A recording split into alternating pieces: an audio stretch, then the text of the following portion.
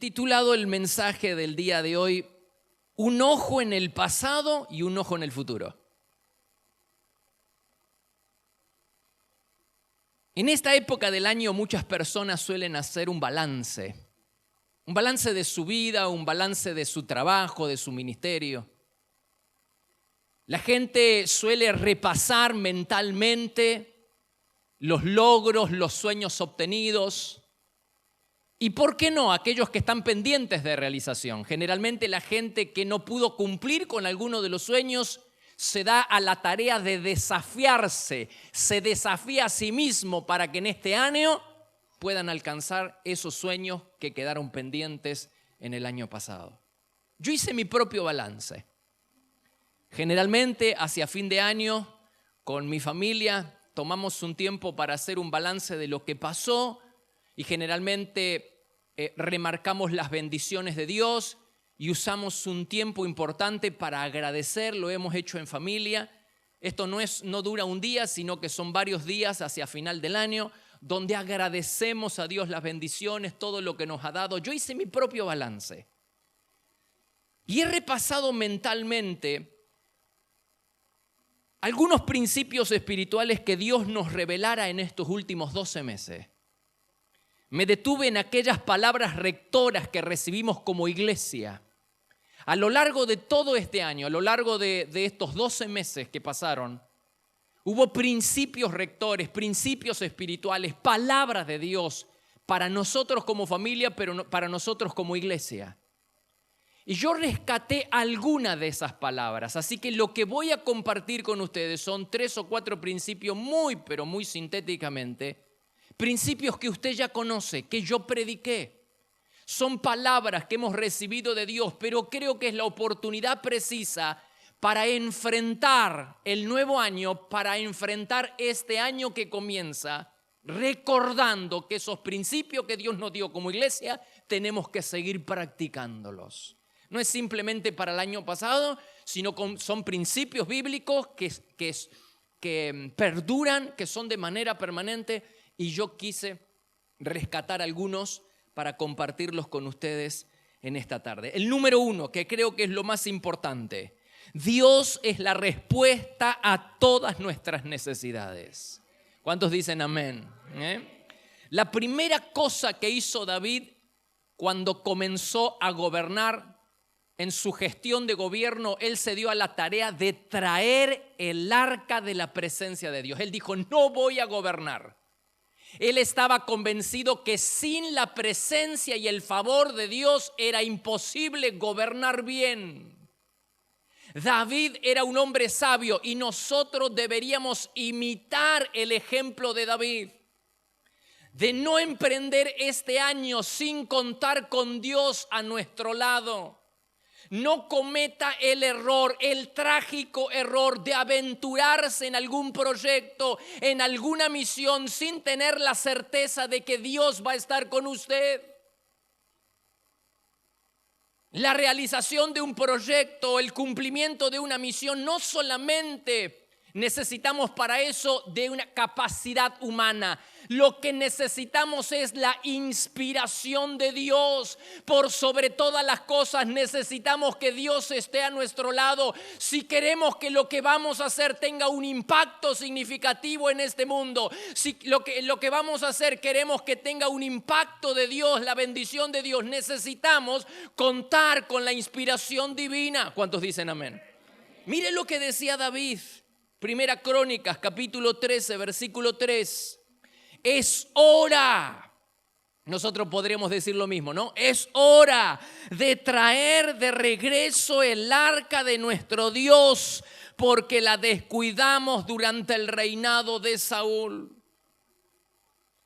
De cara a este nuevo año, tomemos la más grande e importante de todas las decisiones, de atraer a Dios a nuestra vida, de atraer a Dios a nuestra familia, de atraer a Dios a nuestro trabajo, de atraer a Dios a nuestro ministerio y de atraer a Dios a la iglesia. Definitivamente necesitamos de Dios si queremos que algo funcione en esta vida. Necesitamos la presencia de Dios.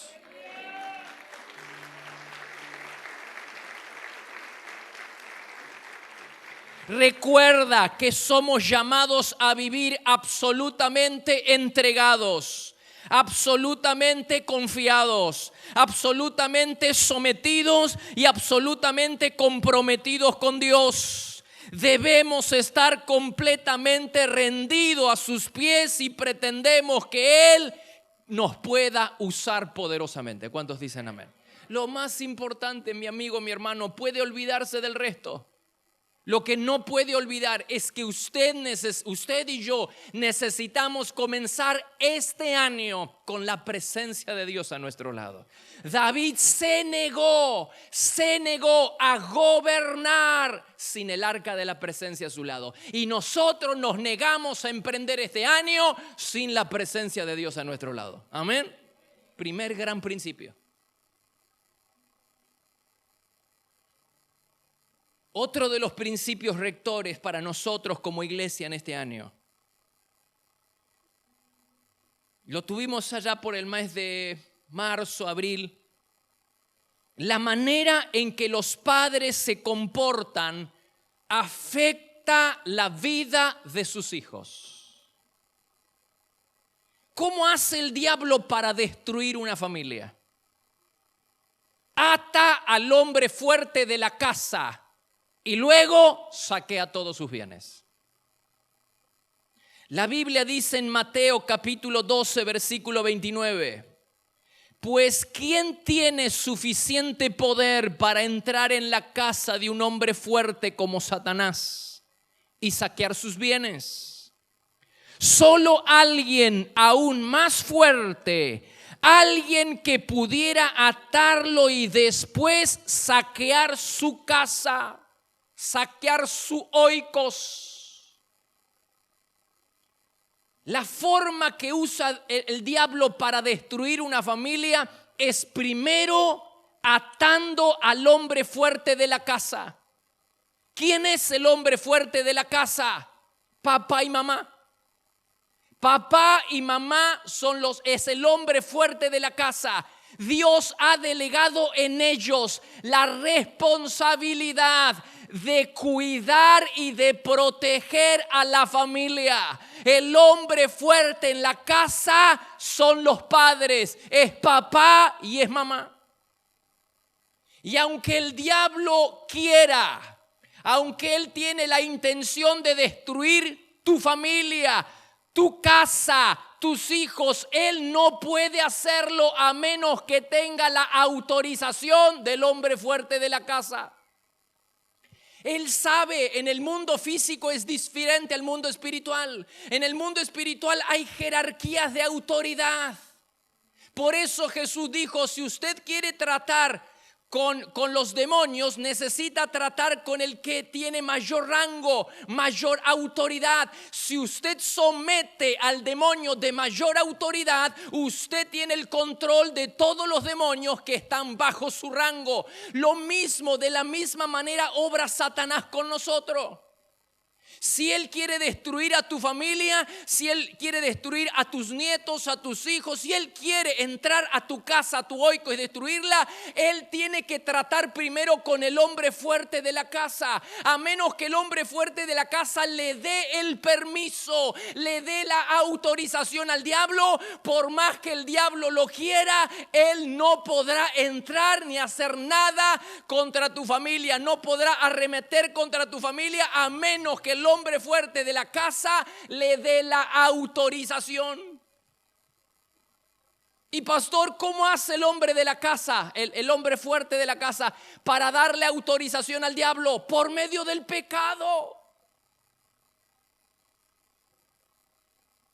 El pecado es una puerta abierta al diablo para que entre a tu casa. El pecado es la autorización que el diablo está necesitando para entrar en tu casa y arremeter contra tu familia. El pecado es la autoridad legal, el derecho legal que le das al diablo. Cuando pecas, le das el derecho legal al diablo para que entre y saquee todos tus bienes, todo tu oikos, toda tu casa. Este principio es tan importante que necesito remarcarlo una vez más.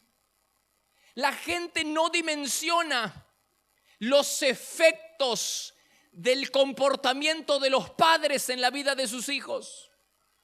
Cuando el diablo tiene éxito en atar a los padres o a alguno de los padres, cuando el diablo tiene éxito en atar al hombre fuerte de la casa, ya sea mamá o ya sea papá, tiene éxito en atar en algún área de su vida, él tiene éxito en atar, entonces el diablo tiene la autorización legal para atar en la misma área en la vida de sus hijos. Y te doy un caso: el padre que mira pornografía o la madre. Él o ella cree que no está haciendo nada malo. Él o ella cree que no va a pasar nada, que simplemente es una descarga que él necesita porque está trabajando mucho. Él no dimensiona que le está abriendo una puerta de maldad, una maldición. Está trayendo una maldición no solo a su vida, sino a toda su familia. Él no logra conectar lo que está haciendo ahora por las noches solo con lo que unos meses después comienza a hacer alguno de sus hijos. Su hijo mayor comienza a ver pornografía, su hija comienza a practicar el sexting. El padre no tiene idea, no relaciona que lo que él hizo en lo privado al abrirle una puerta al diablo, ahora que el diablo ha tenido éxito en amarrar en el área de la lujuria al padre, ahora tiene éxito en amarrar en esa misma área la vida de sus hijos. Él no lo relaciona, él no se da cuenta que hay una relación entre lo que hizo y lo que el diablo está haciendo con sus hijos. Te esperamos para adorar a Dios en cualquiera de nuestras 5 reuniones. Los martes a las 20:30 horas y los domingos por la mañana a las 9 y 11 horas y por la tarde a las 18 y 20 horas. Para vivir un tiempo diferente donde el poder y la gloria de Dios se pueden disfrutar en libertad. Todos los martes a las 6 de la mañana le entregamos lo primero a Dios. Nos reunimos a orar buscando a Dios y tener una palabra de aliento para comenzar el día bendecidos. La presencia de Dios se vive en este lugar. Podés visitarnos personalmente en Avenida Castelli 314, Resistencia, Chaco, República Argentina. O bien, ver nuestras reuniones en línea ingresando en www.iglesiadelaciudad.com.ar. También podés seguirnos en Facebook, Iglesia de la Ciudad. Por consejería telefónica podés llamarnos al 0362 443 8000.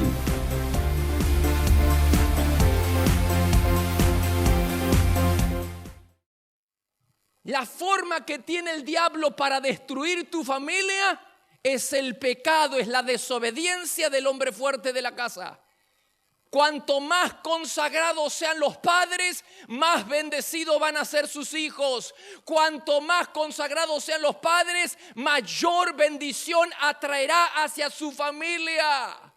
Un padre, una madre que vive en sujeción a Dios, en obediencia a Dios, es un padre y una madre que le abre una puerta de bendición grandota, una puerta inmensa a Dios para que venga su familia. Tenemos que entender que la mejor bendición que podemos dejarle a nuestra familia es que nosotros, los padres, seamos gente de piedad, gente que ama a Dios, gente que busca a Dios, gente que vive apasionada por Dios, obedeciendo a Dios en todas las áreas. No hay mejor legado, no hay mejor herencia que puedas dejarle a tus hijos que lleves una vida de obediencia y de santidad a Dios.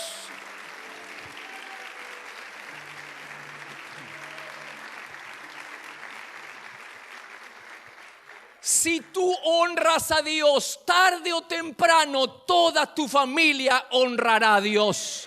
Si honras a Dios, tarde o temprano tus hijos honrarán a Dios y seguirán tu ejemplo. Ven, y quiero que no te dejes engañar por el diablo.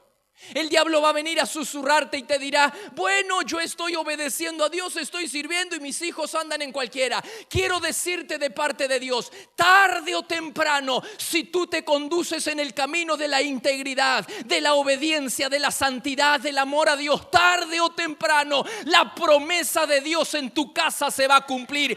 Cree en el Señor Jesucristo y serás salvo tú y toda tu casa. Esa es una promesa de Dios que se va a cumplir. Comencemos este año con santidad, con obediencia, con honra a Dios, buscando su rostro por sobre todas las cosas. La mejor herencia que podemos dejarle a las futuras generaciones es que nosotros seamos gente de Dios, gente que ama a Dios y obedece a Dios en todas las áreas de la vida. Tercer principio. Lo que los líderes de una iglesia hacen afecta directamente a la gente que pastorean. ¿Cómo hace el diablo para destruir una iglesia? ¿Cómo hace el diablo para destruir un ministerio? Emplea la misma estrategia que para destruir una familia. Cuando el diablo quiere destruir un ministerio, una célula, un ministerio, una iglesia, él sabe que necesita tratar con el hombre fuerte de la casa, con el hombre fuerte de la iglesia. Aunque él quiera arremeter contra la iglesia, él no puede hacerlo a menos que tenga la autorización, a menos que tenga el derecho legal. Alguien tiene que darle la autoridad, la autorización para que él pueda arremeter contra la iglesia, porque de lo contrario él no puede hacerlo. El diablo sabe que si quiere destruir una iglesia, tiene que primero tratar con el hombre fuerte de la iglesia. ¿Quién es el hombre fuerte en la iglesia? El pastor, los pastores y sus líderes. A menos que el líder o los líderes, los pastores, el pastor le dé autoridad al diablo, aunque él lo quiera, no podrá arremeter contra la iglesia, porque la iglesia está bajo la protección del Dios Todopoderoso. Es la iglesia del Señor y Él la protege. Pero cuando el hombre fuerte de la casa, que son sus líderes, sus pastores, por medio de la desobediencia y el pecado, le dan autoridad al diablo, entonces el diablo tiene ahora la autorización que necesita para entrar y arremeter contra la iglesia.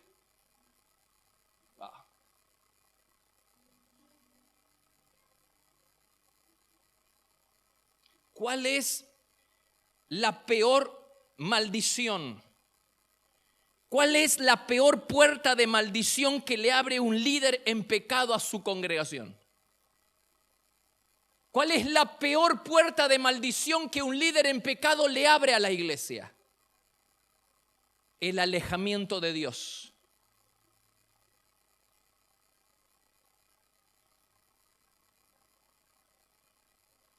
Mire lo que dice Ezequiel capítulo 8, versículo 12. El Señor me dijo: ¿has visto lo que los líderes de Israel hacen en los rincones oscuros? Ellos dicen, los líderes: el Señor no nos ve. El Señor no nos ve. Ezequiel 8:6. ¿Ves lo que hacen? El Señor le dice a Ezequiel: ¿ves lo que hacen los líderes? ¿Ves los pecados detestables que cometen para sacarme de mi templo? ¿Quiere decir que es posible echar a Dios de la iglesia? Claro que sí, mi hermano.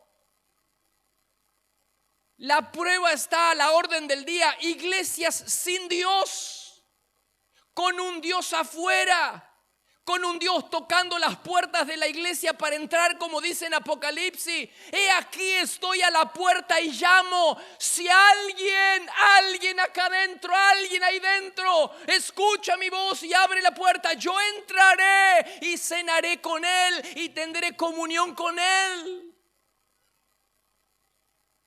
Una iglesia con un Dios afuera, una iglesia con actividades, una iglesia con servicio, una iglesia con dones, una iglesia con cultos. Pero una iglesia sin Dios, que Dios nos libre de eso, hermanos, que Dios nos libre de eso. Le tenemos que abrir la puerta de par en par a Dios, a nuestra vida, a nuestras familias, a la iglesia. Que Él sea el Dios de la iglesia, que Él sea el Señor de la iglesia, que Él sea el pastor de la iglesia. Y es nuestra responsabilidad abrirle la puerta para que Dios esté con nosotros y Él pastoree y Él reine.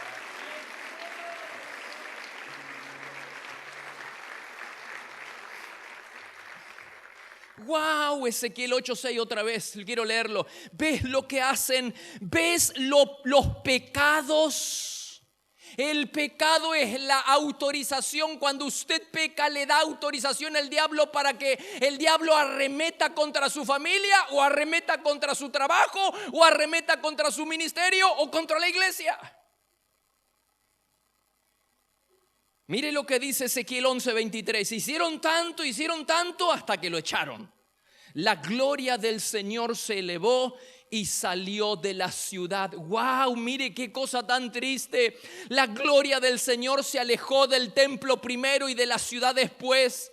No existe peor cosa que ver a Dios emprender la retirada a causa de la rebeldía del hombre. Cuando los líderes se alejan de Dios, Dios se aleja de ellos. Cuando la iglesia se aleja de Dios, Dios se aleja de la iglesia. Por el amor de Dios, es un principio que no podemos pasar por alto. Dios tiene que ser Dios, Dios tiene que pastorear, Dios tiene que ser el pastor. Líderes, somos nosotros los responsables de abrirle la puerta o de cerrarle la puerta a Dios. Vivamos un año de santidad.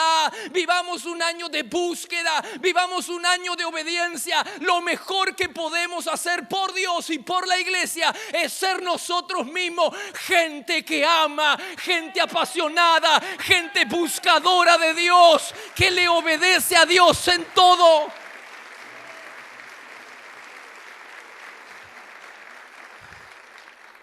Mire lo que dice 2 Crónicas 15:2. El Señor estará con ustedes siempre y cuando ustedes estén con Él. Hay condición. Por eso la gente se desilusiona con Dios, porque quieren tener a Dios como una especie de bombero. Solamente se acuerdan de Él cuando están en necesidad. Así no es Dios, mi hermano, mi amigo. Así no es Dios. Él estará con nosotros siempre y cuando nosotros estemos con Él.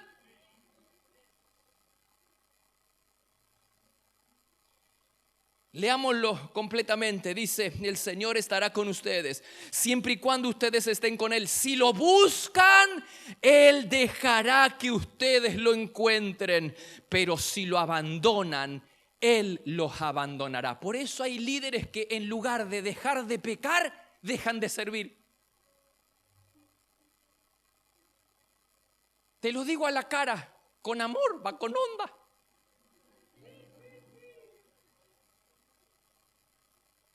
Pero tengo el deber delante de Dios de decirles: no cometa ese error.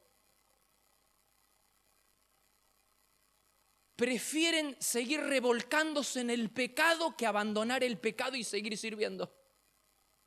Es hasta que arregle mi vida, pastor. No la vas a arreglar nunca, porque el arreglo comienza con el arrepentimiento, con la confesión, con abandonar el pecado. Ahí empieza el arreglo. No dejes de servir, deja de pecar. Deja de pecar. Dios lo dijo, no es el pastor Sinali. Él lo dijo: yo estaré contigo. Yo estaré con ustedes. ¡Wow! ¿Quién no quiere a Dios? Siempre y cuando ustedes estén conmigo. Si me buscan de todo corazón, me van a encontrar. Pero si me abandonan, yo los abandonaré. abandonemos sí, pero el pecado. Nunca Dios, nunca el servicio a Dios. Tomemos la decisión este año de caminar en santidad, en rectitud, en obediencia a Dios, cueste lo que cueste. Vale la pena, hermano, amigo, vale la pena el sacrificio. Vamos a contar con Dios de nuestro lado. Vale la pena. Dios quiere hablarte. Hasta que Dios no te hable, no te muevas. Una vez que haya hablado, no te detengas. Dios habla. Yo lo escuché. Te guiará en un camino de descubrimiento para escuchar a Dios. Y si prestas atención, oirás su voz. Adquirí este y otros libros en nuestra página web www.placeresperfectos.com.ar y recibilo en el lugar donde estés. Tenemos distribución nacional e internacional. También disponible en ebook y audiolibro. Por último, cuarto, más que nuestro servicio, Dios anhela nuestra cercanía. Jesús escogió a los discípulos para que estuvieran con Él. En Marcos 3, 13, 14, dice que Jesús escogió a los discípulos para que estuvieran con Él y después para enviarlos a predicar. Si usted piensa en Israel en el Antiguo Testamento, Dios los saca de Egipto no solo para llevarlo a la tierra prometida, sino para llevarlos al desierto, al monte de Horeb. Dice, dile al faraón, deja ir a mi pueblo. No dice para que yo los lleve a la tierra prometida, dice para que me adoren en el desierto. Lo que Dios extrañaba de su pueblo era la cercanía, la comunión. Lo que Dios extrañaba de Adán era la comunión. Por eso cuando Adán peca y rompe la comunión, el que toma la iniciativa para restablecer la comunión es Dios. Desciende y le dice, Adán, ¿dónde estás? Esa pregunta revela que el hombre se había perdido y que Dios tomaba la iniciativa para venir a buscarlo. Lo que Dios anhela de nosotros es la cercanía. El propósito de la adoración es la comunión, es la intimidad. El propósito de la adoración no es un fin en sí mismo. La adoración es un medio que me lleva a conectarme con Dios, a tener comunión con Dios, a tener exclusividad con Dios, a tener amistad con Dios, que es lo que Dios está buscando de nosotros. El propósito de la adoración siempre es la comunión, es la intimidad. Por eso mi gran pregunta para este año con los 3 principios anteriores. No comenzaremos este año como hizo David sin contar con Dios de nuestro lado. David dijo, de ninguna manera, no comenzaré a gobernar si Dios no está conmigo. Número 1. Número 2, lo que hacemos los padres afecta directamente la vida de nuestros hijos y de las próximas generaciones. 3, lo que hacemos los líderes afecta directamente la vida de la iglesia. Y quiero decirle que la iglesia no paga por los pecados de sus pastores, pero los pecados de sus pastores los afectan negativamente. Así como un pastores en santidad nos benefician, pastores que están en pecado nos maldicen, nos afectan negativamente. No es que vamos a pagar por lo que, pero sí que nos afectan negativamente, porque la peor puerta de maldición que le abrimos los líderes en pecado, la peor puerta de maldición es que Dios sale de su templo, es que Dios emprende la retirada. Por eso maldecimos la iglesia cuando pecamos. Y por último, lo más importante para este año es que busquemos la comunión con el Espíritu. ¿Ha levantado la carpa del encuentro? Debería hacerlo. Me cuesta, pastor, ya lo sé, cuesta lágrimas. levantar la carpa del encuentro, edificar una vida de oración y levantar el aposento alto cuesta lágrimas, hermanos, lágrimas, pero vale la pena. Quiero que sepas que lo más importante es que Dios es la respuesta a todas nuestras necesidades. Lo que necesitas lo encuentras en Dios.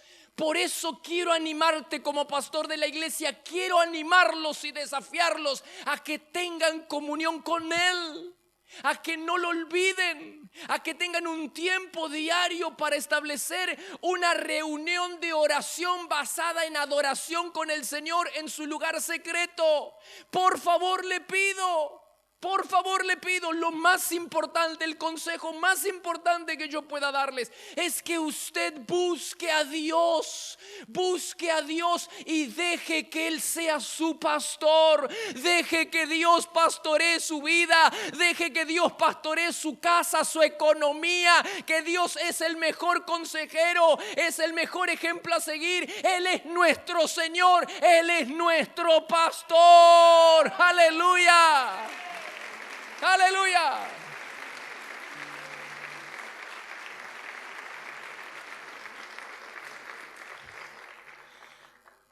Yo hice una oración. Póngase de pie, por favor. Yo hice una oración que quiero que todos hagamos. La vamos a leer en la pantalla. Una oración de siembra en esta tarde. ¿Vamos todos? Señor, leemos en tu palabra, no hace falta que seas poderoso, ni necesitas un gran ejército. Lo único que necesitas es mi espíritu. Yo soy el Dios todopoderoso y te aseguro que así es. También dice, el Señor a quien buscan con tanto entusiasmo, sin duda vendrá. Malaquías 3:1. Conforme a tu palabra, vamos fuerte, y creyendo que el acuerdo garantiza tu presencia y la respuesta a nuestras oraciones, sembramos unidos como iglesia por tu presencia y la manifestación de tu presencia, ya que tú, Señor, eres la respuesta a todas nuestras necesidades. Sembramos para que tu presencia nos acompañe siempre en nuestra vida, familia, trabajo, ministerio e iglesia. Sembramos para que nuestra comunión y amistad con el Espíritu Santo sea cada vez más profunda, intensa y vibrante. Ya que tu palabra nos enseña que la magnitud de la cosecha está determinada por el terreno en el que se siembra, decidimos seguir tu consejo y sembrar hoy en tu reino, creyendo que estamos en condiciones de recibir una gran cosecha, según Lucas 8:4 al 8. Comenzamos este primer culto del año honrándote y poniéndote en primer lugar, y será así a lo largo de todo este año. Señor, junto con nuestro dinero, te entregamos nuestra vida, familia, trabajo y ministerio. En tus manos estamos seguros. Juntos declaramos que tendremos un grandioso año porque tenemos un grandioso Dios. Aleluya, Señor, aleluya, aleluya.